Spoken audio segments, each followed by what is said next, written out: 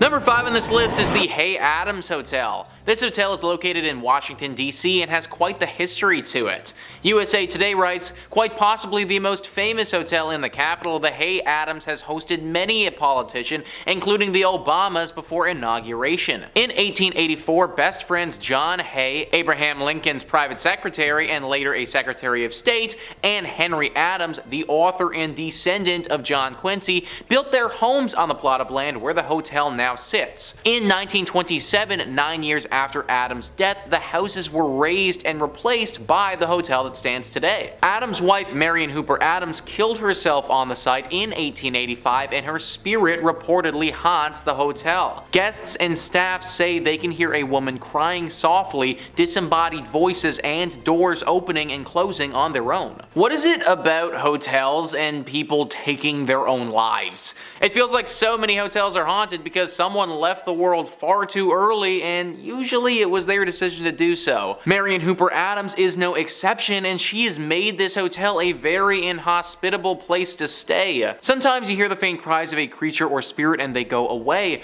but apparently her spirit absolutely wails. All the time there are screams and crying heard. In fact, it's so repetitive that it gets less scary and more of an annoyance than anything else.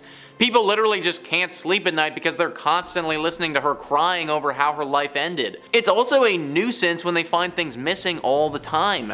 Marion likes to move things and steal items. Oftentimes, the valuables of these people are gone if they leave the hotel for an extended period of time and then come back. Now, maybe this part of the legend is actually just one of the hotel workers stealing stuff and blaming it on her, but either way, things will go missing if you stay here.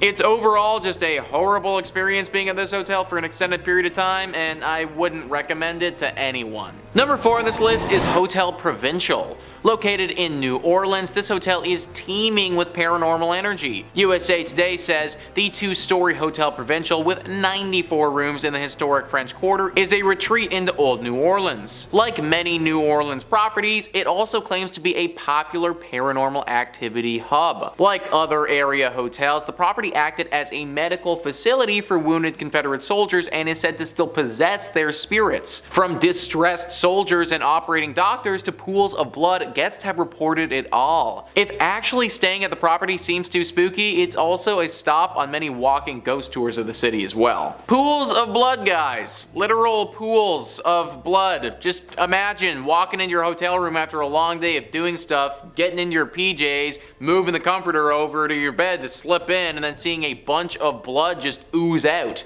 This has actually happened to people before. That would absolutely scar me for life if something like that ever went down. Not to mention people actually getting physically scarred when they come here. People have reported getting attacked by unknown paranormal entities while staying here, waking up to a spirit completely ravaging them and having no idea how or why it's happening. This is not the type of hotel that you want to stay at, and you will literally risk your safety if you do. In at number 3 we have the Fairmont Chateau Laurier in Ottawa. The Fairmont Chateau was originally commissioned to be built in the early 1900s by Charles Melville Hayes. Charles was the president of the Grand Trunk Railway. He began his career with the company when he was just 17 as a clerk. He soon worked his way up the ranks within the company. It was his idea to build a transcontinental railroad within Canada from Moncton to British Columbia. He was an ambitious man but often promised more than he could actually achieve. This often led him to upsetting people and causing repercussions for his company. He was even called heartless, cruel and tyrannical by one member of the parliament. His hotel was due to open in 1912 after he returned to Canada after a short trip to London to sort out some of his business problems. The gala opening for his hotel was planned for April 25th. That's my sister's birthday. Just so you all know. He bought a ticket to travel back on the 10th of April after hearing his daughter back home was struggling with her pregnancy. He was due to arrive in New York on April 17th in order to make the gala. Unfortunately, Charles along with his wife and staff were on board the RMS Titanic. Charles is said to have helped the woman in his family safely get to the boats, but he himself would not make the trip. He was brought back to Canada to be laid to rest. His hotel did open after a amount of time to mourn his passing. Although he was not there when the hotel opened, it is rumoured his spirit still remains within the walls. Likely his spirit felt it had some unfinished business, having died so suddenly and tragically. One visitor from 2008 stated that the hotel was definitely haunted. She claimed her floor in particular was haunted and she felt incredibly scared during her visit. Taps would turn themselves on mysteriously, as well as footsteps in the hallway. She did also state it would not stop her from visiting again though. Maybe the beautiful castle is worth a scare. In at number 2 we have the Banff Springs Hotel in Alberta. The Fairmont Banff Springs, formerly known as the Banff Springs Hotel, is a historic hotel in Banff, Alberta. William Cornelius Van Horn, another founder of the railroad, had the idea to build a hotel on the land. When construction began of the railroad in this area, they stumbled across several mineral springs. Seeing the great opportunity, William commissioned a grand hotel be built at the location. Construction started and they relied heavily on Chateau-esque style architecture for inspiration. After 2 years of construction, the Banff Springs Hotel opened its doors in 1886. Quickly became known as one of the top 3 mountain resorts in North America. Its great reputation stands to this day. It has hosted historical figures such as King George VI and his wife Queen Elizabeth. The hotel is now open for over 130 years. A lot of guests have visited in that time and it is believed that not all of them may have left. One story that has always been told between guests is one of the ghost bride. The story goes that her and her fiance had booked in for a lavish wedding at the hotel. They had their entire family booked into the hotel and it was looking to be a beautiful celebration of their love. On the morning of their wedding, she got into her dress and prepared herself for the big day. Unknowing to her, what came next was tragic. She wanted to make an entrance into the wedding and decided to descend down one of the marble staircases. She slipped on her dress and frantically reached for something to stop her. She fell a great height to the bottom of the stairs in front of all the guests and her fiance. They watched in horror, unable to do anything. They rushed to her aid, but it was too late. She was already gone. The wedding party had to leave the hotel in an attempt to move on from the tragedy, but the bride could not. Her soul was trapped inside of the hotel. It is said she now spends her days walking down the same staircase, hoping to reach the bottom and greet her loved ones, but she never will. This is a common sighting for guests of the hotel. You can feel a chill run down you if you walk those steps today. Some guests have even heard crying echoes across the marble floors, unable to see what might be causing it. Maybe one day she will find peace in the afterlife, but right now she continues to haunt the halls of the hotel. And finally, in at number 1 we have the Fort Garry Hotel in Winnipeg. The Fort Garry Hotel is located in downtown Winnipeg. It opened for the first time on December 11, 1913, and once again has links to the railway. It's one of many hotels owned by Canada's Grand Railway Hotel. It has been designated as a National Historic Site of Canada due to its long history. Any hotel that has been open as long as this one is bound to have some ghosts sticking around. The most haunted room in the hotel seems to be room 202. Many years ago, a woman and her husband checked into the hotel for their visit to Winnipeg. It is said that the husband had left to run an errand, leaving his wife at the hotel for a short time. When he didn't return for hours, the wife became worried. She then got a call from the police that he had been involved in a car accident. He did not survive the crash. Stricken with grief, the woman spent many days in the room locked away. She then decided to take her own life as she could not go on without her husband. Since then, the room is said to hold her angry spirit. Both staff and guests have made similar reports of seeing blood dripping from the walls. One woman claimed that during her stay in the room she was awoken twice by the feeling of someone getting into bed with her. The ghost is not only confined to the room, others have seen her in the hotel lounge, sat in a corner dressed in all black crying over her lost love. She is not the only ghost at the Fort Garry Hotel though, simply the only one who can be identified.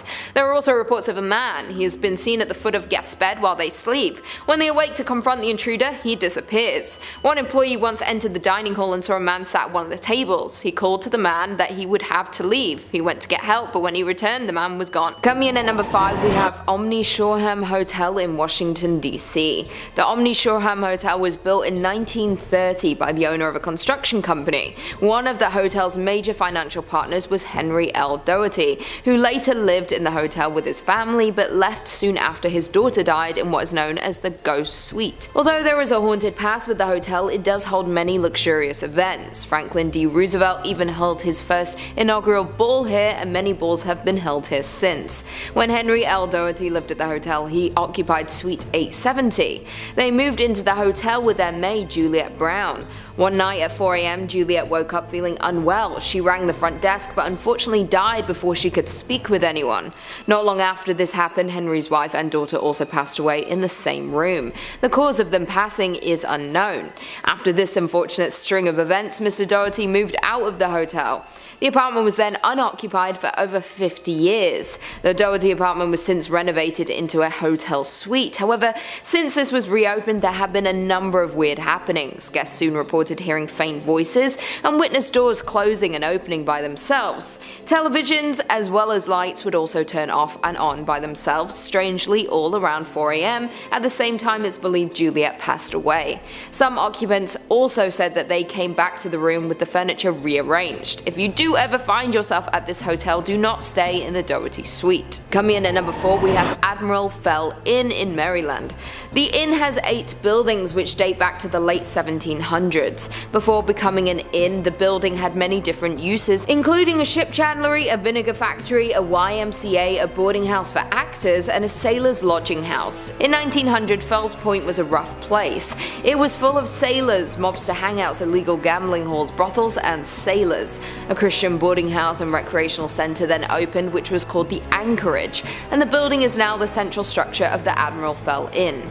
In the early 1900s, a lot of death was seen here. Mercy nuns would try to treat wounded sailors in the main building, but there was only so much they could do and many died. In 1985, it was renovated into a 38-room bed and breakfast and renamed the Admiral Fell Inn.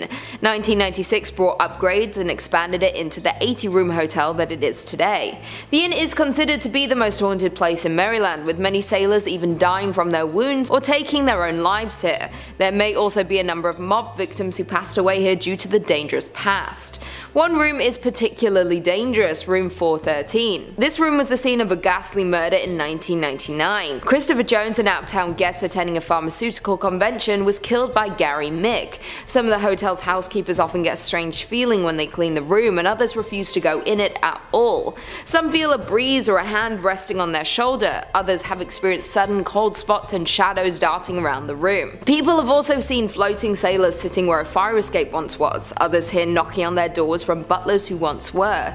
There have been multiple times when the hotel had to be evacuated due to hurricanes nearby. When the hotel was empty and the manager went back in for a last check, they could hear partying from one of the floors, believed to be the old sailors who used to party at the hotel. Maybe if partying with ghosts is what you're looking for, this is the place for you. Coming in at number 3, we have Queen Mary, Long Beach. The RMS Queen Mary is a British ocean liner turned hotel that's known for its many spirits aboard and below deck. Making its maiden voyage in 1936, she eventually served as a transport ship for Allied troops in World War II. Today, this floating haunted hotel calls SoCal home, aka Southern California, because I didn't know we were doing the lingo up in here. SoCal. While converted as a troop carrier during the war, the ship collided with her escort, slicing the HMS Caracal in half. Around 300 people drowned as a result. Throughout the years, staff and guests have reported seeing many different apparitions and have experienced unexplained events. Screams and wails can be heard coming from the boiler room, where a young sailor was said to have been severed in half by a door. There have also been reports of a little girl who likes to play games with the living by the swimming pool. The saloon on the Queen Mary is a hotspot for Lady in White sightings, who is said to be a first-class passenger. At least she haunts in style, often being spotted dancing in a long ball gown. Perhaps the most haunted spot in the hotel is located on the infamous B deck, specifically Suite B340. They actually stopped offering the suite because they received an abundance of complaints about paranormal activity. Of course, this drew mass attention to the room, so they now offer a ghost package for those brave enough to spend the night in the most haunted suite on the ship. With its intriguing and checkered past, it's no surprise that the Queen Mary was once labelled by Time magazine as one of the top 10 most haunted places on Earth. In at number 2, we have the Stanley Hotel in Colorado. The Stanley Hotel is perhaps the most infamous haunted hotel in the world, and for a good reason. It's said to be so haunted that author Stephen King based his popular novel The Shining on the colonial revival style hotel, which was later adapted into the hit film starring Jack Nicholson. Should you decide to spend a night at the Stanley Hotel, you'll be spending it among a plethora of spirits that are said to haunt the grounds, and not all of them are human. But let's look back to the hotel's haunted history. It was built by inventor Freeland Oscar Stanley, who moved to Colorado hoping to relieve his tuberculosis symptoms in 1903. One season later, he was a new man, no longer weak and frail. He was so overjoyed that he decided to build a sophisticated hotel, and in 1908, the Stanley Hotel opened its doors. Stanley lived until the ripe age of 91, but his spirit is said to still roam the halls of the place he loved. His wife, Flora, also has been spotted in the hotel and is known to play the piano. All ghosts play the piano, apparently. Another spirit is that of a housekeeper named Elizabeth Wilson. She was seriously injured on the property in an explosion, but thankfully survived.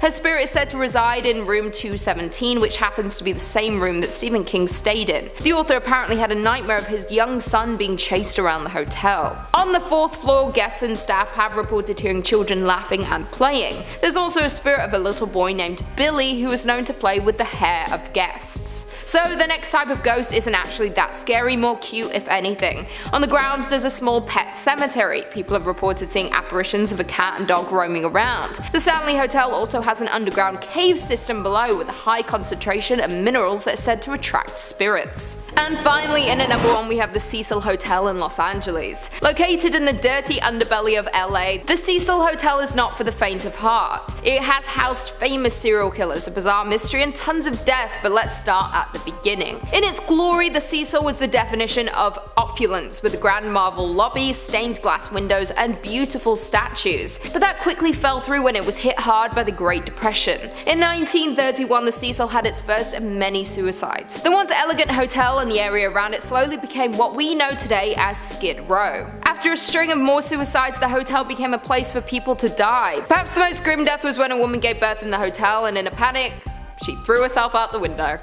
Let's say she did that. I like changing history so that I can keep it in. Elizabeth Short, famously known as the Black Dahlia, was also said to have had a drink in the hotel's lobby days before her gruesome murder. Even more famous, or should I say infamous, people have frequented the Cecil Hotel. In the 1980s, Richard Ramirez, or the Night Stalker, was terrorizing the West Coast, murdering at least 38 people in less than a year. The serial killer called the Cecil home and based his operations out of the hotel. He allegedly even dumped bloody clothes and evidence in the dumpsters behind it. Austrian serial killer Jack Unterweger also resided at the Cecil in the 1990s. After serving time in prison for a murder conviction back in his home country, he checked into the Cecil while working as a journalist. He murdered 3 sex workers and even reported on his crimes until he was caught. The Cecil Hotel found itself at the center of a mystery in 2013 that took the world by storm. The disappearance of Elisa Lam made headlines. The 21-year-old tourist's body was found floating in the hotel's water tank. Her death was ruled accidental and attributed to mental illness,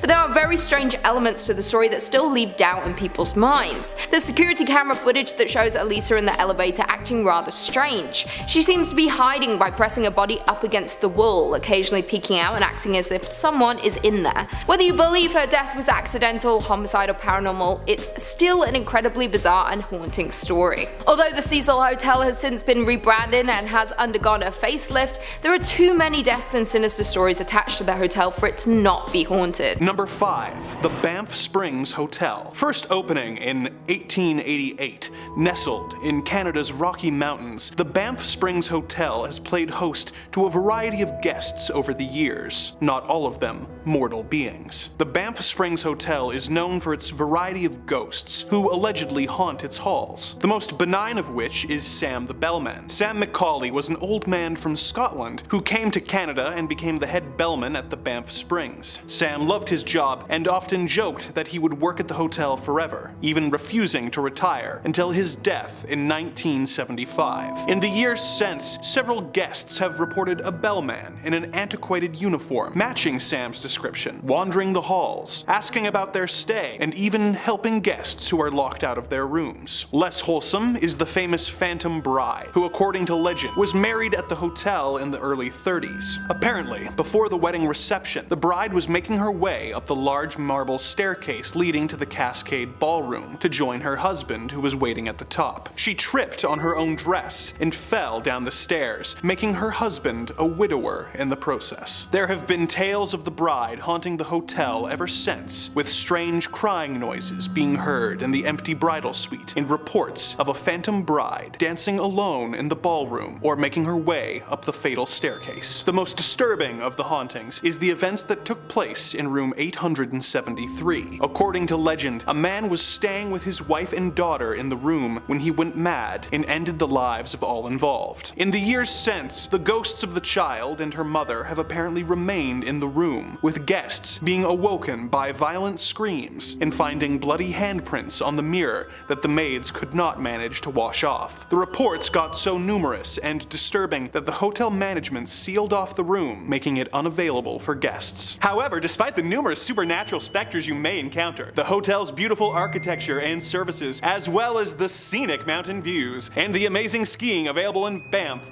will make you never want to leave. Number 4. The Omni Mount Washington Hotel. Located in Bretton Woods, New Hampshire, the Mount Washington Hotel was built in 1902 by Joseph Stickney. Sadly, soon after the hotel was built, Joseph passed away, being survived by his wife, Carolyn. Carolyn eventually remarried to a French prince, but the newly minted princess continued to spend her summers at the luxurious hotel, always staying in her personal suite, room 314. In the years since Princess Carolyn's death, there have been several reported instances from guests and staff alike about seeing the princess sitting at the foot of the bed. The following story from one of the former employees is particularly chilling. In 1997, I was working as a housekeeper and had to clean room number 314, the princess's room. I went to service the room that newlyweds were staying in, and I knocked on the door and there was no answer. I opened the door, went in, and there was a little girl sleeping on the bed. Immediately, I went to the hallway to see my inspector and told her I couldn't clean the room because a little girl was sleeping. She said that was odd because the guests were newlyweds and nobody else was registered. She asked me to leave a note that I was coming back in an hour to service the room. I went back in the room to leave the note by the table. I walked in the room quietly to not wake the little girl up. When I looked at the bed, instead of a little girl, there was a woman staring right at me with the most scary smile on her face. She had black hair and was wearing a white dress. I got chills down my spine and I just stood there, frozen. She sat on the bed and kept staring at me. I ran out of the room and told my friend, who was also a housekeeper. We both went back in the room and there was no one there. I still have a hard time remembering that incident, and I get chills every time I speak about it. I have many friends that have worked there, and I heard a lot of scary things that happened. Oh, the day before this happened, my friend and I took pictures of ourselves on the princess's bed. Everybody tells me that I made her upset by doing that. There have also been tales of other areas of the hotel playing host to paranormal activity, such as this story of the ballroom. As I walked into the ballroom late one evening on a night where there was no performers, I heard the faint sounds of an orchestra playing. I thought a rehearsal was going on, and I went to see who it was. There was no one there. No one. As I walked away from the side of the stage, the lights suddenly went out, and the music got louder. It was surreal and very, very scary. I ran to the light switch and saw that it had been turned off. I turned it back on, and the lights went on for a second, and then the switch turned down on its own. The entire time, the music kept playing. I ran out and found security and told them what happened. They went in to investigate and found nothing. No music and no problem with the lights. Despite the various ghosts, the Mount Washington Resort provides guests with stunning views of the mountains and the famously beautiful foliage of the White Mountain National Forest. This combined with the amazing ski opportunities, the on-site golf course, and the fact that it has played host to several famous guests, including 3 US presidents and Thomas Edison, will make your trip a memorable vacation that you'll never want to leave. In at number 3, we have Emily Morgan Hotel in San Antonio. Before the building was built, the grounds of what is now the hotel was where the Mexican forces battled the Texans in the long barracks of the Alamo in 1836. Over 600 men lost their lives on the land that the hotel now lives on. When originally built, the location was the Medical Arts Building. It housed over 100 medical professionals from doctors to dentists. It was even believed to have a section devoted to the care of those suffering from psychological conditions. The building also had a morgue and crematorium, providing for patients and their family from birth to end of life. Of course, with any old building that has witnessed death, the stories about what happened here continue to grow and interest those who visit. The staff and guests of the hotel have shared their stories about weird occurrences at the hotel. These moments of weirdness have led some to conclude the hotel is haunted. One example of this is the phone ringing in the middle of the night. Once answered, no one is there. Room attendants have also told stories of them cleaning the room, then once they go to clean the bathroom, they will re-enter the room to see that the bedding has been thrown around the room. That sucks. Guests have also reported unusual occurrences during their stays. Some have seen hospital gurneys outside of the room when looking through the peephole, only to see nothing there once the door is opened. Elevators will stop on random floors where there is no one waiting, as if it has been called by a spirit. Emily Morgan Hotel follows the traditional superstition of a lot of the other hotels and does not have a 13th floor. What many people do not know about the hotel is on the 14th floor there isn't a room 1408. The room number stops at 1407 by design, and the next room is the Duke's Suite. When you add the numbers 1408 together, 1408, you get the number 13. Hence the movie 1408, starring John Cusack. Great movie, very scary.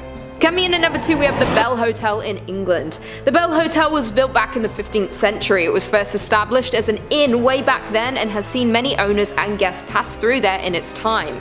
Many paranormal investigators have revisited the hotel over the years and truly feel that the site is one of the most haunted in all of Norfolk and the UK. The Bell Hotel itself has been a hostelry since it was established some 16 centuries ago. Some of its period features include wattle and daub walls, Samson's post, Elizabethan wall paintings, a priest's hole, and the original secret passage out of the inn. If you do happen to find yourself at the hotel, avoid the main suite bedroom. It is said that this room in particular is haunted by the ghost of a hooded monk, who either lived or stayed at the hotel in the past, had taken his own life in that very room. Guests have reported the feeling like they're being watched or a sudden unexplained chill in the air. The second most active ghost of the hotel is that of the old landlady Betty Radcliffe. The landlady died when she was pushed out the window of room 10. Her spirit told to never leave the hotel. Guests have reported her walking around at night checking on the hotel as she once did. Some report knocks on their door, but when they open to see who it is, no one is there. These are just the known ghosts of the hotel. After more than 6 centuries in business, who's to know who or what else is trapped within its walls? And finally, coming in at number 1, we have Dragsholm Castle, Denmark. Dragsholm Slot is one of the oldest buildings in Denmark. The original Dragsholm Castle was built around 1215 by the Bishop of Roskilde.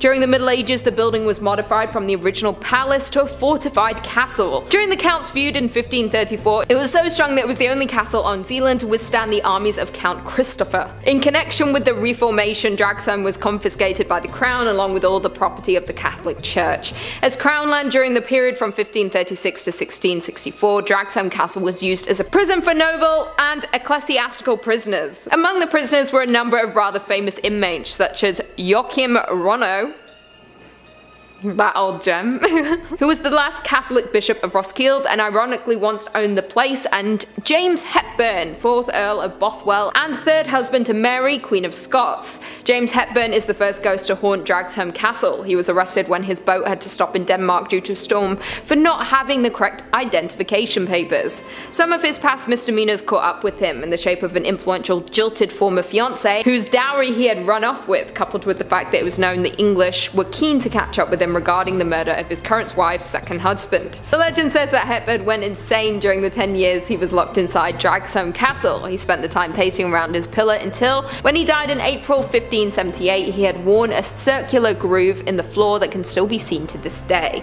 Even though his body was removed from the castle, his spirit remains behind. The ghost of the Earl is heard rather than seen. People report the sounds of horses' hooves in the courtyard, sometimes accompanied by a fully loaded carriage.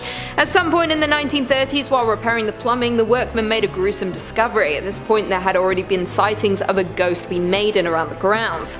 The tale goes that she was the daughter of one of the many owners of the castle. It would have been totally unacceptable for a lady of aristocracy to strike up a relationship with a commoner, but the young lady, who may have been Selina Bovels, fell in love with the man who worked at the castle. Their secret affair was rumbled by her father, who in a rage not only locked her in a prison cell in the tower, but went so far as to brick her up inside of the wall.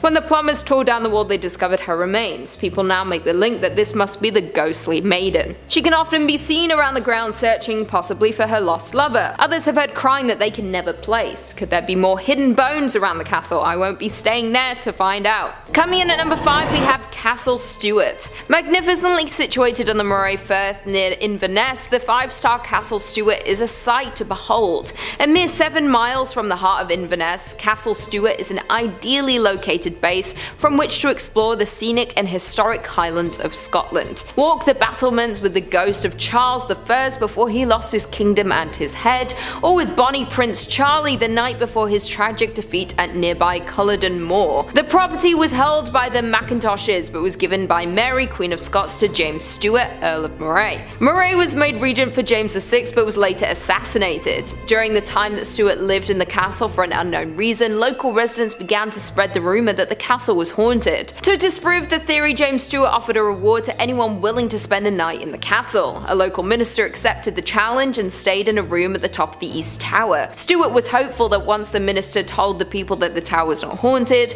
the word of the castle being haunted would not spread. The next morning, however, he was found dead in the courtyard with a look of terror on his face. It was never explained what had happened to him and no killer was ever found. At some point in the night, he had either jumped from the window of the tower or he had been pushed. This only cemented the fear that the castle was in fact cursed. From that day, the locals refused to enter the castle grounds. It lay dormant for around 300 years until it was refurbished and turned into the hotel that we know today. Guests who have stayed there since it reopened have experienced a number of hauntings. Staff have heard disembodied footsteps on the stairs at midnight, horrible screams, and the ghost of a headless man was seen prowling the corridors. Some people have seen a figure pass their window too fast for them to make sense of it, but caught a glimpse in their eye as if someone had fallen from the tower above. The reviews of the hotel prove that guests are convinced the hauntings are real, but they also claim to have enjoyed the stay. If you like being terrified by ancient spirits or tormented by lost souls, this might be the place for you. In at number 4 we have Chillingham Castle in Chillingham. Chillingham Castle is a 13th century stronghold famed for action and battles.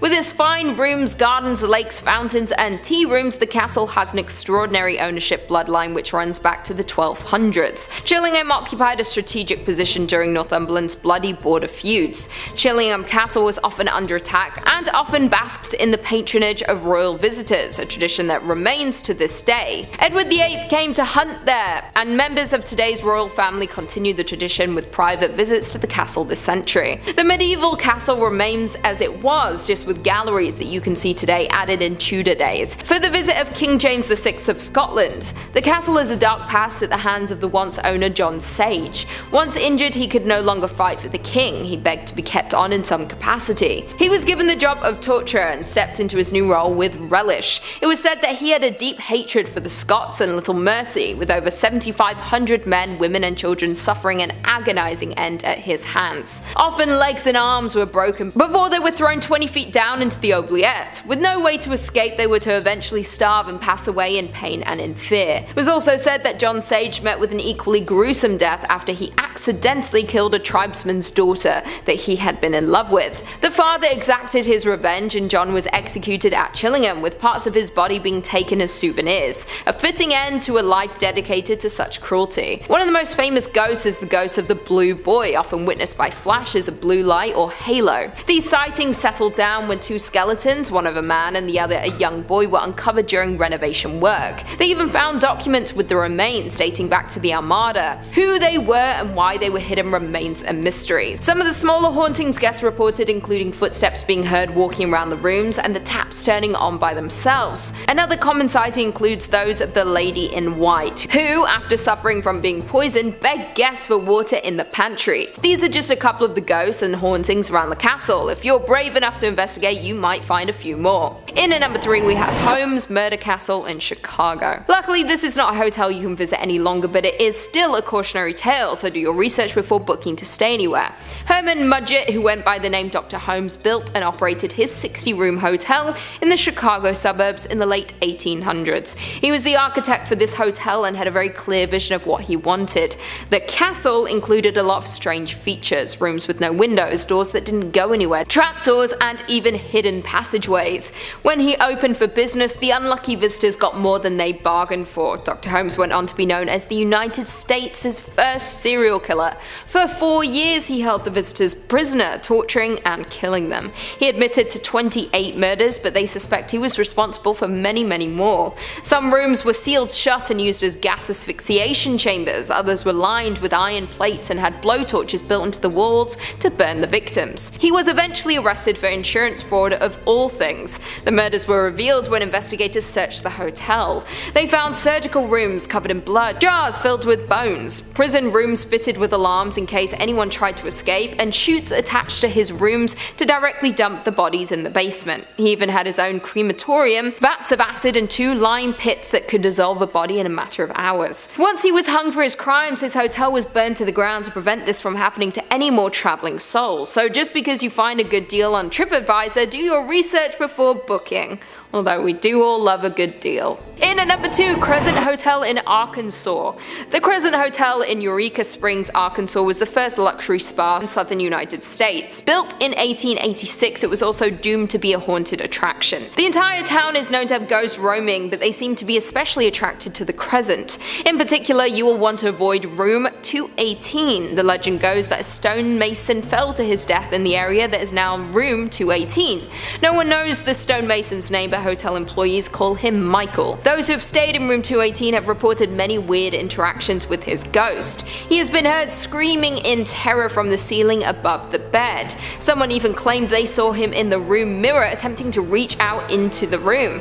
However, Michael is not the only ghost haunting Crescent. The hotel was also a cancer hospital in the 1930s. Guests have reported seeing nurses moving corpses on a gurney between the halls. There have also been sightings of Dr. Ellis, a cancer surgeon, as well as the Lady in White, a woman in a flowing gown who floats through the gardens and perches on balconies. You might think all of these hauntings might be bad for business, but the hotel remains a big tourist attraction, as well as a major stop in the local ghost tours. And finally, in at number 1, we have Hotel Galvez in Galveston, Texas. The Hotel Galvez in Texas has seen a lot of death and misfortune. It may look like a beautiful luxury hotel and spa, but having been built around 110 years ago, its history is hard to shake. A hurricane hit Galveston, Texas in 1900, killing thousands and destroying the town, including the candy store that once stood where the hotel is now located. The hotel opened in 1911 in efforts to rebuild the town. It was reported that while restoration was taking place, many bodies were discovered and disturbed, and ghosts reawakened. There are many different reports of different types of ghosts from around the hotel. Children can be heard playing and laughing lower down in the hotel near the restrooms. They could have once played here before the candy store was destroyed, and their spirits like the familiarity with the location.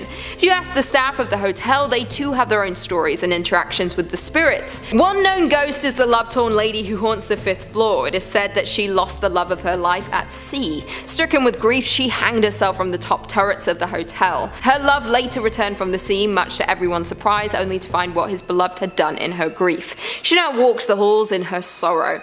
It is said when she wants to be left alone, she will disable the electronic keys for the floor, and those around can feel a cold presence that is not common for the area. This is just one of the many haunted buildings in the area. Will you be taking a haunted tour around Galveston, Texas? I unlikely will, because I've got no desire to go to Texas, to be honest. Nothing for me there. Coming in at number 5, we have the Driskill Hotel in Austin. The Driskill Hotel in Austin is rumored to be alive with the ghosts of the past who reveal themselves to guests of the present. Colonel Jesse Driskill opened the luxurious hotel in 1886. The wealthy cattle baron bought the corner lot of Brazos and 6th Street for $7,500. The Driskill has welcomed high society events and historic political events over the years. In 1934, Lyndon Baines Johnson met his future wife, Lady Bird, at the Driskill.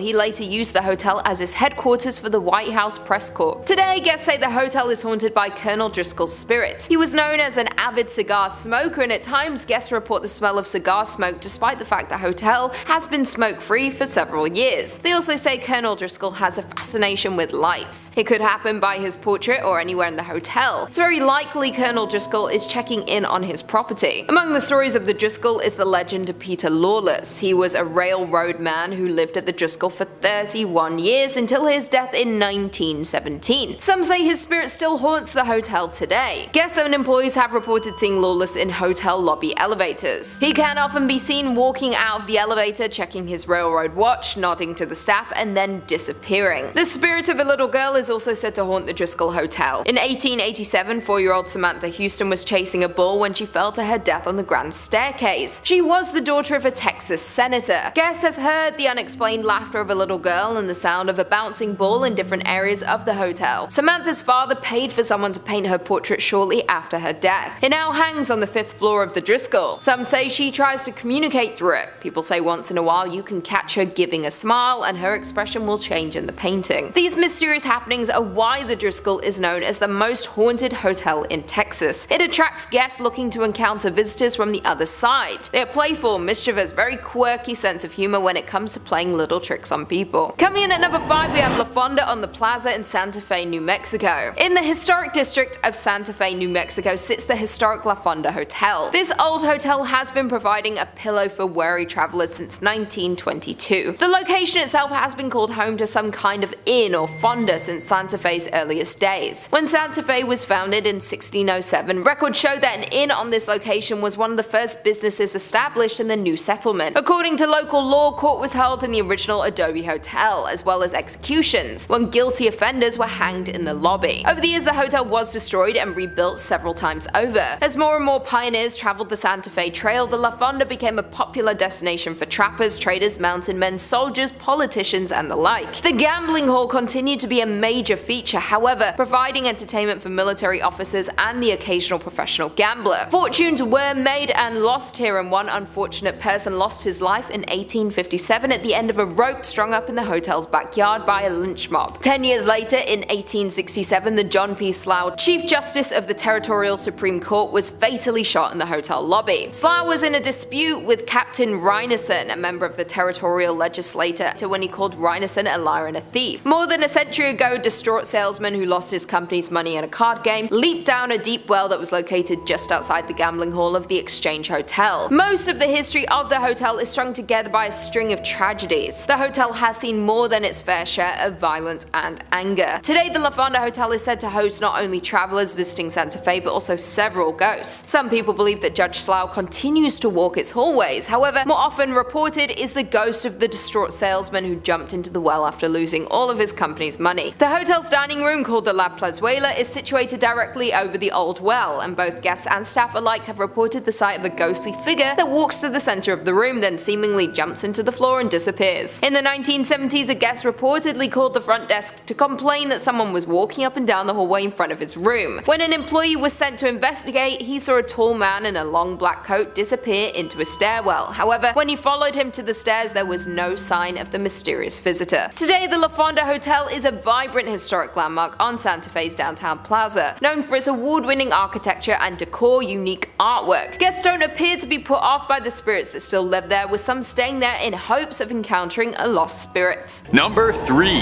The Crescent Hotel. If you're ever making your way through Arkansas, you simply have to stop off at the Crescent Hotel. It's been called the Grand Old Lady of the Ozarks due to its gorgeous old Gothic design and wonderful mountaintop view. It's kind of a shame almost that such a pretty place has such a morbid, haunted history, but that seems to be a running theme with all these delightful old hotels. The more beautiful they are, the more haunted you are. Its problems began during its construction. A construction worker named Michael plunged to his death from the roof, fatally landing in room 218. Unsurprisingly, since then, that room is said to be haunted, with guests reporting bizarre noises being heard from inside. And this is far from the only cursed tale of this hotel though. Before it found a new life as a hotel, the Crescent was a alternative clinic of sorts, run by a charismatic charlatan by the name of Norman Baker, who claimed that the waters of the nearby springs were so refreshing and so restorative that they could cure any ailment you might have. This might surprise you,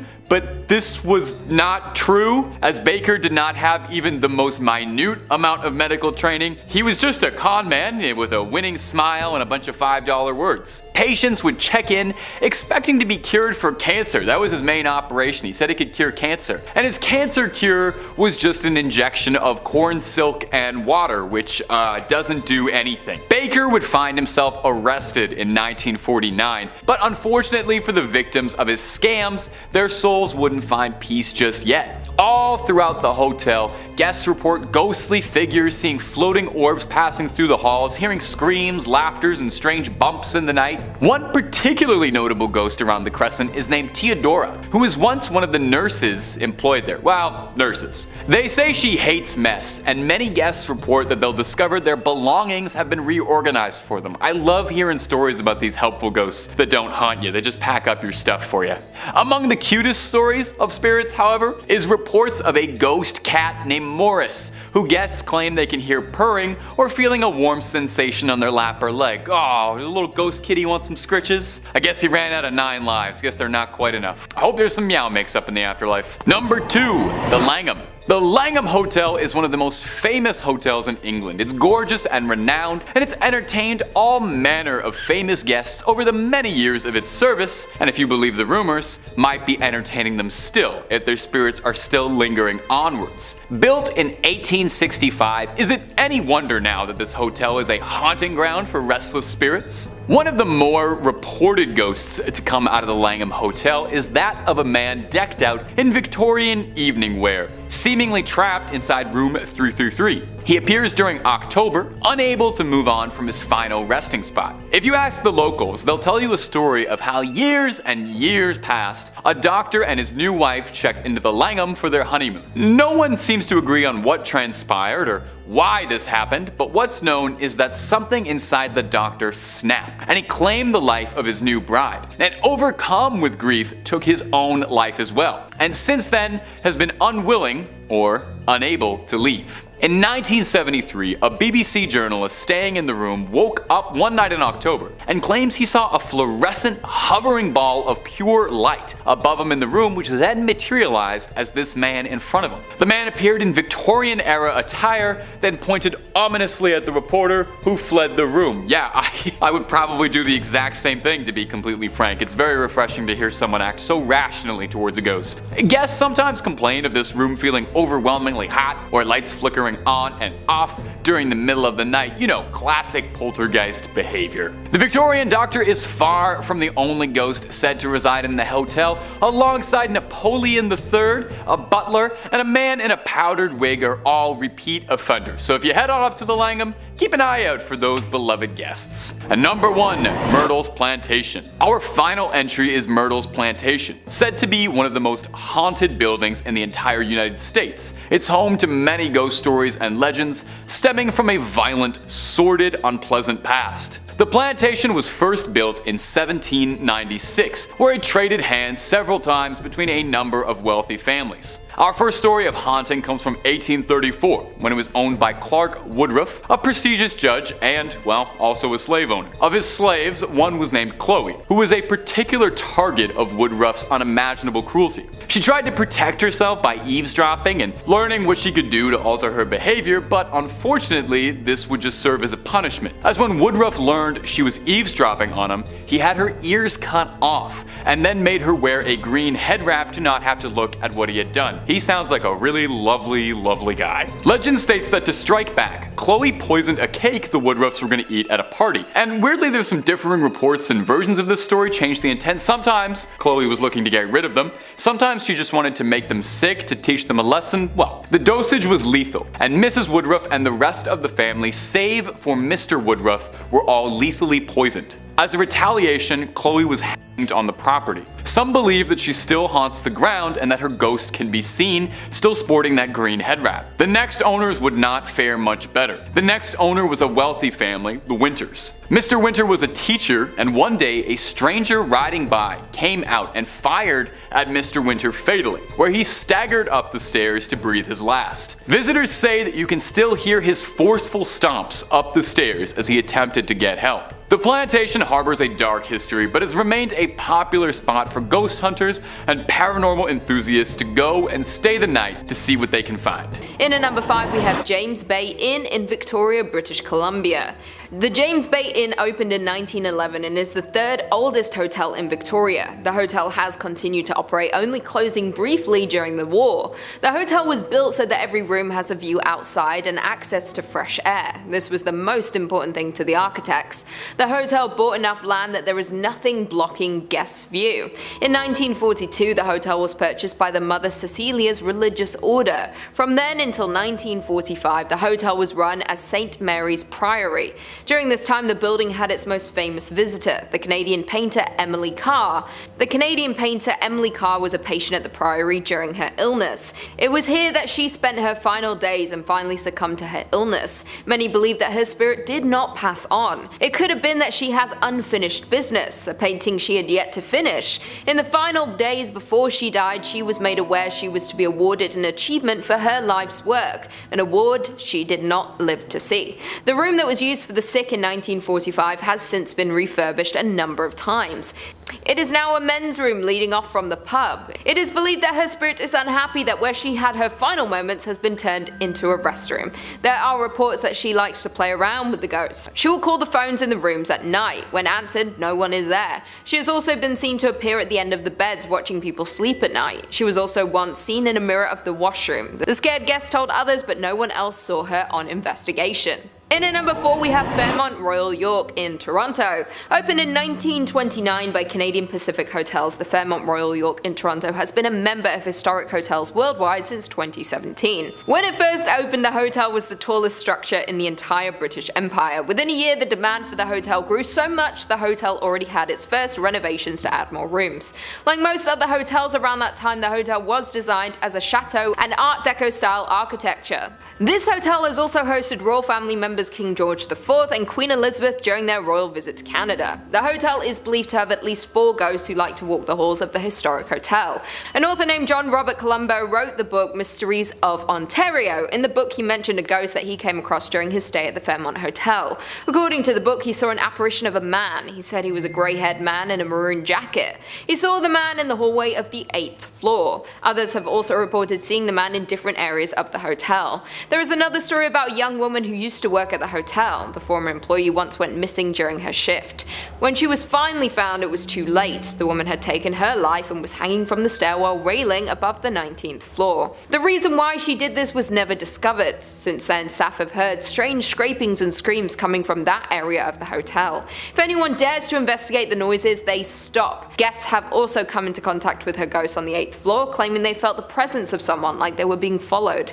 As mentioned before, there are believed to be more ghosts in the hotel. The hotel is so grand in size that hauntings have occurred randomly over many floors. One electrician claimed he often feels cold spots when working on the hotel with no reason as to why. Number 3 on this list is the Pfister Hotel. This one has been around for a while and has got a lot of people scared who've stayed here.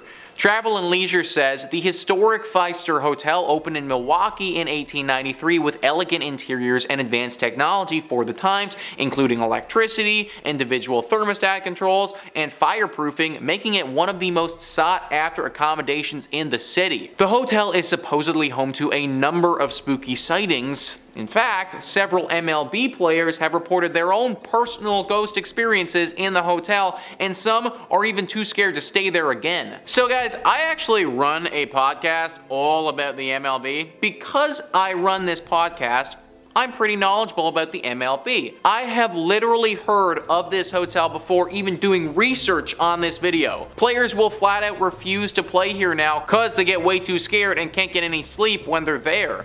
Then obviously when they play their game the next day, they suck because they just spent the entire night basically fending for their lives in this haunted hotel. It's really too bad that it has to be this way because this is apparently one of the nicer hotels in Milwaukee. It's definitely one of the oldest, and back then it was the best place to stay if you wanted a luxurious night. Hopefully the ghosts that reside here eventually leave and we can all enjoy it once again without getting completely haunted. Number 2 on this list is the Emily Morgan Hotel. The Emily Morgan Hotel is located in Texas and is probably the most haunted in that entire state. It wasn't always the lovely and renovated hotel that it is today. Prior to this being a beautiful place to stay, this was actually a hospital and a place for doctors to stay.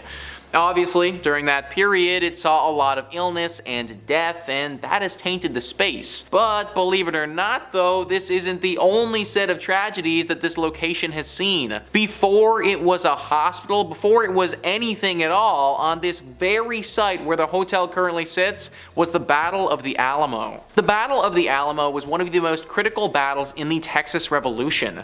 The battle lasted for 13 brutal days in 1836. It was between the Mexican soldiers and the Texan soldiers. The Mexican soldiers won out and killed every single one of the Texan soldiers who were there defending their fort. This battle is one of the most famous in American history for how horrible and brutal it was. It's no wonder that the land here is haunted and will infect basically anything that's built here. It also doesn't help when the hotel used to be a hospital which saw its fair share of horrible things too. Nowadays, this hotel has a whole cast of paranormal characters. Soldiers from back in the day have been spotted roaming around the halls, and patients and doctors as well. There have even been a few occasions where people have reported having visions of being on the battlefield as if they were transported there. Definitely not the spot to be staying on your vacay to Texas. And finally, number 1 on this list is La Fonda on the Plaza. This is a hotel located in New Mexico that has been host to plenty of tragedies. Travel and Leisure says this beautiful Santa Fe, New Mexico hotel has an incredibly rich history. Since 1609, a number of inns have been located on this very site, but a handful of events may be the cause of continued hauntings. According to the National Trust for Historic Preservation, the ghosts of a judge shot in the lobby, a businessman who gambled everything away at the hotel before jumping down a well, and a bride killed on her wedding night are just a few of the spirits that you may come across during your stay here. That's 3 spirits too many for me, guys. Whenever situations like this arise, I start to question things. What I mean is that, isn't this a little bit odd that 3 totally separate, completely different tragic events all took place right here at different times? Sure, it could be a coincidence, but it seems like a rather sad one if you ask me. Maybe there was always something about this space that was just a little off. Maybe people who come here just get hit with horrible luck. Maybe this hotel was built on some sort of ancient ground that it shouldn't have been built on, and this is the horrible reaction. I obviously can't say for sure, but something's fishy about this hotel, and I wouldn't recommend checking it out if I was you. Coming in at number 5, we have Clown Motel in Nevada. In the 5th spot is the motel that's horrifying for so many reasons, hauntings aside. If you're afraid of clowns, like most people, I highly suggest you steer clear from this place. Located in Nevada, the Clown Motel is home to over 600 creepy clowns. To make matters worse, the motel's neighbor is, of course, a cemetery. Why not? It may look like it's straight out of a horror film, but don't worry, the Clown Motel only displays happy looking clowns, as if that's any better. Aside from the clowns, the motel has wood paneling on the walls reminiscent of the 1970s, and bedrooms with outdated bedding. For some reason, that makes it creepier. Next door is the Old Tonopah Cemetery, where the hotel's haunting is said to come from. Over 300 people were laid to rest there, some dying from suicide, murder, the Belmont mine fire, and a plague that cursed the area in 1902. The cause of it all is still unknown. Ghost adventurers visited the location in 2017 and caused a boom in popularity. The property was recently sold, and the new owners are carrying on with the theme, constantly adding new clowns to the motel's collection. Coming in at number 4, we have Langham Hotel, London. This historic hotel opened its doors in 1865, and in came many famous patrons over the years like Mark Twain, Oscar Wilde, and Winston Churchill. It's also said to be incredibly haunted, and given the age, it makes sense. A number of ghosts are known to frequent the property, one being a German prince. Story goes that the man plunged to his death by jumping out of a window before the start of World War I. He can be seen in his military uniform lingering around the 4th floor window. There's said to be a doctor who murdered his wife before killing himself while on their honeymoon. Legend also says that the Emperor Napoleon III spent his last days at the Langham Hotel and can now be spotted roaming the halls. Like most haunted haunted hotels, there's always one room that's plagued the most by paranormal activity. At the Langham Hotel, that room is 333. Can we just talk about the fact that 333 times 2 is 666? Coincidence? I think that's a reach. The most common spectre spotting happens in the room by a man in Victorian era clothes. Also, Cher stayed at that hotel once, I remember, because I saw the paparazzi shots on the Daily Mail website. Coming in at number 3, we have Ballygally Castle in Northern Ireland. The stunning Ballygally Castle was built back in 1625 and is steeped in history. The original castle served as a place of refuge for the Protestants during the Civil Wars. During that time, it was handed down from fathers to sons, and in 1799 it was passed to William Shaw, the last squire of Ballygally. In the early 1800s, the Shaw family lost their wealth and the estate was sold. The castle sits on a beach in Northern Ireland. It has apparently been dubbed the jewel in the Hastings crown. It is reported that while William Shaw and his family lived in the castle, a lot of sinister things happened. William Shaw was driven mad, desperate for his wife to give him a male heir to carry on his legacy. When Lady Shaw did not deliver him a son, he locked her up in a tower at the top of the castle. There are 2 stories about what happened next. One claims that Lady Shaw fell to her death while attempting to escape, while the second goes that William pushed her from the tower. I am tempted to believe the second personally, since then it is said that over 400-year-old ghost still roams the grounds, looking for her beloved children who she was separated from. She has her own dedicated room at the hotel to try and contain the hauntings, but there have still been hauntings with guests. She has been seen wandering the grounds late at night, others have heard her crying from within their room or feeling a presence that is watching over them. This is not a hotel you should visit with your children. If she mistakes you for one of her lost girls, there's no telling what she might do. Coming in at number 2, the Hay Adams, Washington, D.C. The Hay Adams Hotel is only 1,000 feet from the White House and known as the closest you can get to the White House without an invite. The hotel is located on the site where the 1885 homes of John Hay and Henry Adams once stood. In 1927, a property developer bulldozed the homes to build a 138-room residential hotel. Hotel magnate Julius Manger purchased the property in 1932 and changed the name to the Manger Hay Adams Hotel. He owned the hotel until his death. Manger died in this residential suite within the hotel. The ornate ceiling was the last thing he saw. This is not the first death on the land that the Hay Adams stands on. Adams' wife Marion Hooper Adams took her own life on the site in 1885. In a fit of grief, Henry Adams destroyed all of Marion's things, including her photographs and papers. It is believed by many that Henry had a mistress, and maybe that contributed to Marion's depression. Henry and Marion are buried together under a monument called Grief. Staff of the Hay Adams Hotel complained that the ghost of Clover is most active during early December, the anniversary of her death. Reports of doors mysteriously opening and closing on their own, a woman crying softly, and voices of sorrow coming from apparently nowhere. Some housekeepers have also experienced being hugged by an unseen presence. The hauntings do not stop it from being the most popular hotel in Washington and has hosted many a politician, including the Obamas before inauguration. Just be aware, if you do stop by, you might get a hug from the spirit of Mrs. Adams. And finally, in at number 1, we have the Marshall House in Savannah. The Marshall House was opened in 1951 by Mary L. Marshall on Broughton Street in Savannah's premier shopping district. It is the oldest hotel in the area, being one of the only houses specifically built to be a hotel. It is a beautiful hotel considered by architectural historians to be the finest structure Mary Marshall ever built. Although it started as a beautiful structure and still is to this day, it has had its share of death and horror.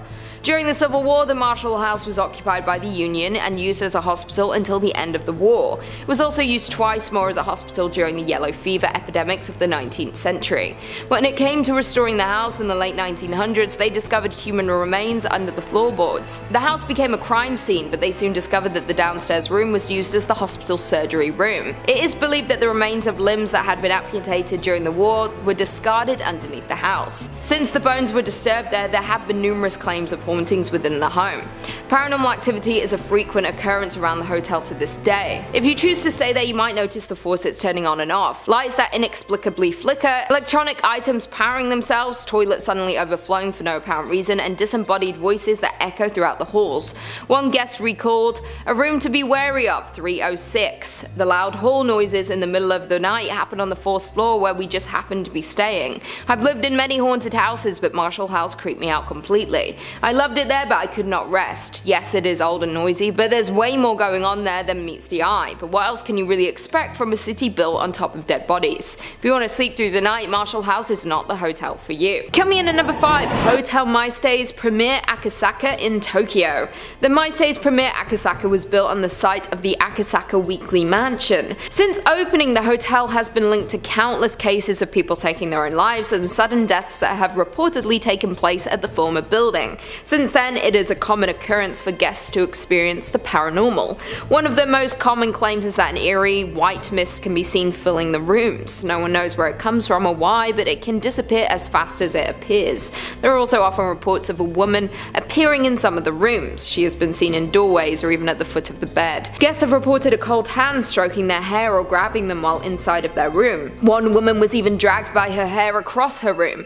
Electronical items also appeared to stop working while within the hotel, with some turning off and on mysteriously, then working normally again upon leaving the hotel. It seems like you'd be safe choosing another hotel in this area. I would not like to be dragged across my room while trying to enjoy my holiday. Coming in at number 4, we have Bourbon Orleans Hotel in New Orleans. When it opened in 1819, the Orleans Theatre and Ballroom became the setting for European operas and entertainment for Creole society in New Orleans. The 1,300-seat theatre quickly placed New Orleans on the map as the opera capital of the United States throughout the 19th century. By 1881, both the Orleans Theatre and Ballroom had been acquired by the Sisters of the Holy Family for use as a school, orphanage, and convent. The Sisters of the Holy Family were at the location for 83 years until the need for expansion pressed them to sell the property to hotel interests. The stories of the ghosts in the hotel seem to spread over each era of the hotel's history. There is something about the ground the hotel is built on that seems to keep spirits locked there. There is the story of the Confederate soldier. He is known around the hotel simply as the Man. He has been known to haunt both the 6th and 3rd floors. Many people have seen him standing around on these floors, and sometimes his footsteps can be heard walking around. A yellow fever hit New Orleans around the time that the nuns were running their convent. They cared for sick children who had been orphaned. Due to this, there are spirits of nuns and little girls who have been seen around the hotel. The most frequently told tale is of a little girl. You can hear her light footsteps walking around from time to time, and some have even seen her rolling her ball and chasing it down the 6th floor corridors. The final well-known ghost to inhabit the Bourbon is that of the Lonely Dancer. She has been seen dancing underneath the ballroom's crystal chandelier. Others have commented on how they could see someone stood behind the curtains within the ballroom, yet when they look to see who is hiding, no one is there. Seems she wants to be included in the lavish events, but must only watch from afar. Number 3. The Stanley Hotel. The Stanley Hotel was opened in 1909 by the American inventor and entrepreneur Freeland Oscar Stanley. In the years since its opening, it has developed the reputation as being one of the world's most famous and influential haunted hotels, having been described as the Disneyland for ghosts. All throughout the hotel, paranormal activity is reported, with vacuums being turned off or having their plugs torn out of the walls at any given moment. But there are 3 consistent sites of ghost activity on the premises that we will explore. The 4th floor of the hotel was originally a cavernous attic, before eventually being converted into the living quarters for the female employees, their children, and nannies. In the years since, it has been converted into guest rooms, but the spirits of the past are still known to stick around. Guests have reported seeing their closet doors opening and closing on their own, and hearing the sounds of children running around and giggling while they play. In room 428, guests have reported seeing the ghost of a friendly cowboy appearing at the corner of the bed, who is believed to be the spirit of Rocky Mountain Jim Nugent, a guide from the late 1800s who was known for only having one eye after being attacked by a bear. Another haunted location is the concert hall, which was built by Stanley as a gift for his wife Flora, who can often be heard playing her piano late into the night. Another spirit who can be found in the hall is a former employee named Paul, who used to enforce the 11 p.m. curfew and who now nudges guests and workers who are in the hall late at night and will sometimes flicker the lights and tell them to get out. Most infamous is room 217, which is apparently haunted by the ghost of a housekeeper named Elizabeth Wilson. She apparently flickers the lights, moves objects, and will even unpack the guest's luggage. She is, however, somewhat old-fashioned and will literally try and drive a wedge between unwed couples who share the bed, with several couples describing a cold force coming between them in the night and the man's bags being packed and left by the door in the morning. Although this has never been confirmed, when the movie Dumb and Dumber was filmed in the area, Jim Carrey stayed in room 217 and was so scared by something in the room that he ran out of the room half naked and screaming in the middle of the night. The hotel was on the verge of being closed down until an author and his family stayed at the Stanley in 1974, the day before it closed for the season. They were the only guests, and the large, empty, ornate hotel left them feeling extremely uneasy. When the author and his wife stayed in room 217 that night, he had a vivid nightmare about his son being attacked in the hallways. And when Stephen King awoke, he had the idea for his best-selling novel, The Shining. In the years since the novel's publication and the release of the film adaptation by Stanley Kubrick, the Stanley Hotel has embraced its spooky reputation, offering ghost tours, having a television channel that plays the film on a loop,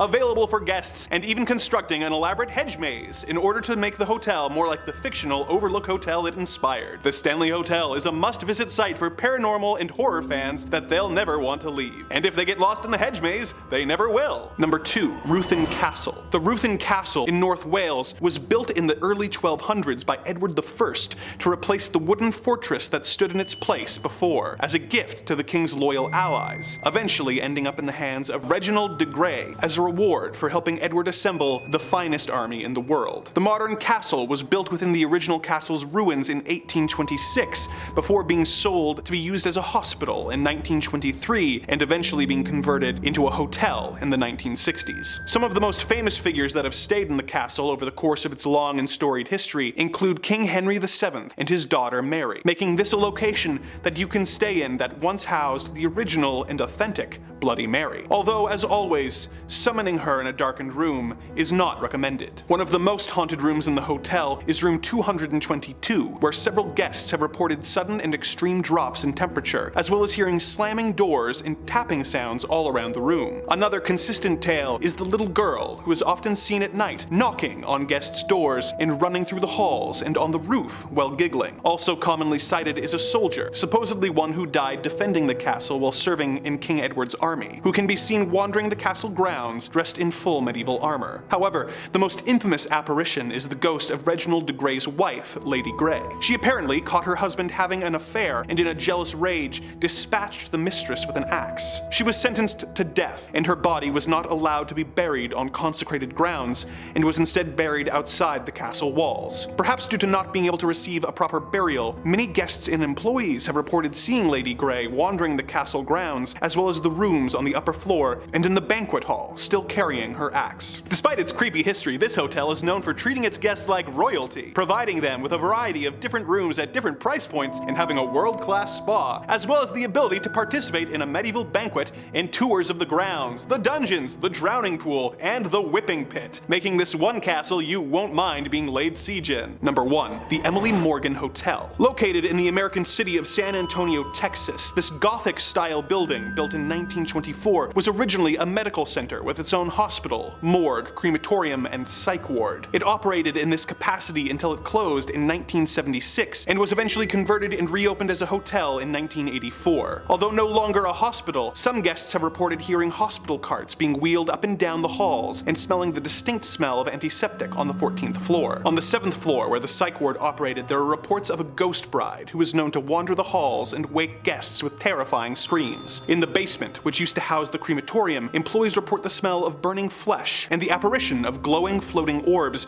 as well as disembodied voices crying out in pain. If this isn't ghostly enough, you can look out the window and see another notoriously haunted building, as the Alamo is located directly across the street. With all the local history, you will never want to leave once you receive some of that Texas hospitality. Staying the night in a haunted hotel sounds like a stressful experience, but it still sounds preferable to staying at the Econo Lodge Motel. Coming in at number 5, we have the Queen Anne Hotel in San Francisco. The Queen Anne Hotel was originally an exclusive girls' boarding school built in 1980. This building is said to be haunted by the spirit of the old headmaster. The building was reportedly sold against the headmaster's wishes. It is said her spirit is still attached to room 410, which was her old office. Guests have reported that her ghost seems to be a very caring soul. Hauntings have included unpacking suitcases, tucking guests in, and even singing them to sleep, which sounds terrifying. One guest even reported waking up on the floor with their bedding neatly tucked around them. Not every ghost in the hotel is as warm as caring as the headmistress though. The building was previously used for various secret societies. They would meet here with their members who reportedly had something to do with astrology. Could they have been messing with the paranormal? People have reported suddenly feeling very cold in certain spots in the house. They feel like they're being watched, with others catching strange reflections in the mirror. So not all of the Queen Anne's ghosts are bad, but is it really worth the risk for the headmistress to tuck you in at night? I mean, I don't don't really want anyone tucking me in at night, dead or alive. A little bit weird. In at number 4, Hotel Provincial in Louisiana. The Hotel Provincial, located in New Orleans, Louisiana, is said to be haunted by the spirit of a former soldier. The hotel has a beautiful French design and boasts about their historical heritage to the land. It turns out the hotel is built over an old military hospital from 1722. In 1831, twin houses were then built on the site, but they both burned down in 1874. There have been many guests who have reported hauntings of the soldier in many different forms. Some hear doors opening and closing on their own, or footsteps walking the halls at night. Several seances have actually been performed at the hotel over the years, many of which resulted in ghostly visions or recorded audio of a voice saying, "Tell Diane I have to go." There was even a female guest who reported being pulled from her bed by her hand across the room as she kicked and screamed. Although not everyone has an encounter with the soldier, it's enough to keep me from booking a room. In at number 3, the Swan Hotel in Suffolk. This luxury 4-star hotel is set in the middle of the historic Tudor town of Langham. In the heart of Suffolk, its oak-beamed interior makes for a cozy feel, giving guests a sense of stepping back in time. It's said that a housekeeper who once lived there back when the hotel was a thriving coaching inn back in the 19th century fell pregnant out of wedlock. The baby's father was happy to marry the lady under the circumstances and promised to look after them both. However, on the wedding day, the gentleman had second thoughts and left the pregnant lady standing at the altar.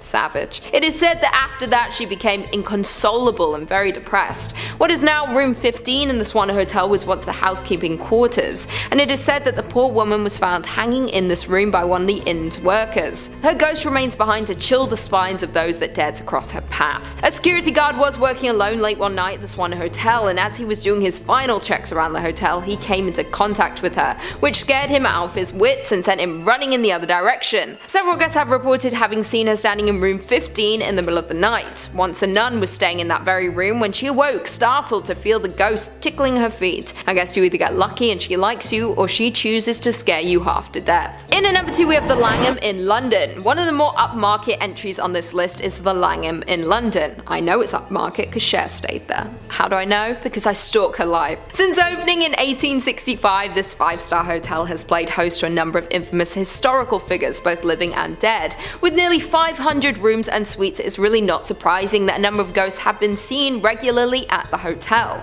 The paranormal activity at the hotel became apparent when it was owned by the BBC, when it was discovered that there were at least 5 ghosts that make regular appearances at the hotel. The most active of the ghosts at the hotel is said to be that of a German prince or nobleman who was thought to have met his death when he threw himself out of the window of an upper story room. Ghosts have seen his ghostly form moving through walls and closed doors, and he is often accompanied by a sudden drop in temperature. Room 333 is supposed to be the most haunted. In this room, a BBC newscaster woke up to see a fluorescent ball of light which slowly took a human shape. The apparition hovered 2 feet above the floor, the lower portion of its legs missing. It was dressed in extravagant Victorian evening wear. The announcer tried to communicate with the ghost, asking what it wanted. The spirit slowly started to move towards the newscaster, arms outstretched, eyes empty. The announcer fled in distress to the safety of his co-workers and told them of this encounter. A colleague accompanied him back to his room. The ghost was still there when they entered, but appeared less visible and less threatening before slowly fading away. Other BBC staff reported seeing the apparition in the same room, though only in October. There have been reports from other famous guests that taps will turn on in the night and turn off when investigated. Many people often struggle to sleep here and have to move rooms or even hotels. And finally, in at number 1, we have Malmaison in Oxford. This hotel is the most unique on this list. It was once a large prison located in Oxford. They have converted each cell into a hotel room. They have 95 rooms from you to choose from, starting with standard double house of correction to signature suite that is a 2-story of cells converted to a loft-style room. Oxford Castle functioned as Her Majesty's Prison Oxford from 1888 to 1996. One of the more notable prisoners to be held in Oxford Castle was Mary Blandy, an 18th century murderer who poisoned her father with arsenic. She believed the arsenic was a love potion that would force him to approve of her fiancé, a Scottish nobleman who was already married. She was hanged on April 6, 1752. It's said that her spirit still roams the castle to this day. During the Victorian era, it wasn't uncommon for children to be imprisoned inside. The youngest inmate to be held inside Oxford Prison was Julie Ann Crumpling. She was just 7 years old when she was sentenced to 7 days of hard labour for allegedly stealing a pram. Perhaps the most terrifying report comes from one of the security guards who was on his nightly patrol. The security has long been very wary of the location and had experienced several things before such an unexplained sounds, bangs, and the usual phenomena. However, on one dark night when the guards was coming to an end of his patrol, when his dog stopped and shuffled quickly backwards, growling at something in front of him. It was then two large shadow figures appeared before him. As anyone would do, he ran as fast as he could. A few days later, his dog died suddenly. He believed he had been frightened to death. You can stay in rooms when prisoners were once tortured and even killed. Although the hotel has been fitted to be a rather comfortable boutique hotel, it does not erase the horrors that have occurred. Sometime in the 1970s, a group were carrying out a sentence in one of the cells when poltergeist activity suddenly erupted. Things got so bad that a priest had to be called to exorcise whatever they had awoken. Would you dare stay here? I wouldn't, although maybe, we'll see. Number 5. The Stanley Hotel. The Stanley Hotel is as infamous as it is gorgeous. This scenic Colorado hotel isn't just famous for a picturesque view of the Rockies, it's also got quite a reputation for serving as the inspiration for fiction's most famous haunted hotel, the Overlook. Now, it didn't serve as the film set for the Stanley Kubrick film, but it was used for the limited TV series and of course inspired Stephen King's legendary horror novel. In 1974, King and his wife stayed at the hotel, visiting at a time when the hotel was preparing to close down for the season. King states that spending time in such a grandiose location, isolated from the rest of the world, away from other guests and signs of life, hearing this discordant, sad music playing in a giant empty dance hall ignited his imagination. He said he was fired up returning to his room 217, and upon pulling back the curtain to his clawfoot tub, imagined, what if somebody died there? And started writing The Shining that night. Now, since it's become known as the Overlook, the hotel has developed a real reputation for hauntings, even being dubbed the Disneyland for ghost hunters at one point. Paranormal enthusiasts come to check out everything staying at the Stanley, and the hotel itself encourages this behavior, offering guided tours. Some highlights include, obviously, room 217, the cursed room from the novel, and it's the most requested room in the hotel. Stories go that in the early 1900s, the head housekeeper was blasted through a floor after a gas leak caused an explosion, and they say that her spirit inhabits the room today, and guests report finding help from the afterlife. Luggage unpacked, lights being turned off, I gotta say, that is some room service. They say that almost every room and cranny of the Stanley is haunted in some way. Is it all just legend inspired by the novel, or is truth stranger than fiction? You'd have to book a trip up to the Stanley to find out. Take their Ghost Hunters package when you do, and tell them Top 5 Scary sent you. And if you're looking for more horror content and you just can't wait, you don't have to go anywhere off this page. Click through on Top 5 Scary because we have loads and loads of ghost videos for you to enjoy. Cryptids, aliens, scary stories, pretty much anything scary you can shake a stick at, we've got it. So stay subscribed, stay scared, but stay watching this video because we got way more story left to go. Number 4. The Fairmont Banff. Our next entry is one of Canada's most famous haunted hotels, and you know me, I love a local haunt. That's a little pun for you. The gorgeous property is well known internationally, and not just for its stunning views, but apparently because the place is just top to bottom ghost central. Let's take a look at some of the more notable ones that are haunting the property. The most famous specter at the Fairmont is that of the Ghost Bride. That was a Tim Burton movie, wasn't it? Her story takes us back to the late 1920s, and allegedly it goes that a beautiful young bride was dressed in her gown, ready for the ceremony, when something caught her heel, causing her to slip and fall down the hotel stairs, careening downwards, tragically cutting her life short. Since then, hotel staff and guests alike have reported numerous sightings of a weird veiled figure moving up and down the stairs in a long ethereal white gown, or seeing her in the ballroom by herself, dancing alone, waiting for that first dance she never got. Aww.